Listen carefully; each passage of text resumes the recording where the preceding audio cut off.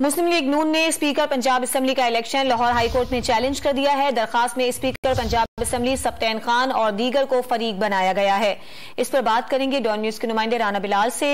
राना बिलाल, मुद्दई का मौकिफ क्या है? जी देखेंगे, मुस्लिम लीग नून ने स्पीकर पंजाब असम्बली का जो इलेक्शन है उसे लाहौर हाई कोर्ट में चैलेंज किया है और मुस्लिम लीग नून के जो उम्मीदवार थे सैफुल मुल्क खोखर, उन्होंने मंसूर उस्मान अवान के जरिए लाहौर हाई कोर्ट में ये पिटीशन दायर की है, जिसमें यह मौक़िफ़ इख्तियार किया गया है कि स्पीकर पंजाब असम्बली के इलेक्शन में कानूनी तकाजे पूरे नहीं किए गए और स्पीकर पंजाब असम्बली के इलेक्शन जो है वो खुफिया राय शुमारी के जरिए होते हैं, जबकि इस इलेक्शन में बैलेट पेपर पर सीरियल नंबर दर्ज किया गया है जो कि आइन और कानून की खिलाफ वर्जी है।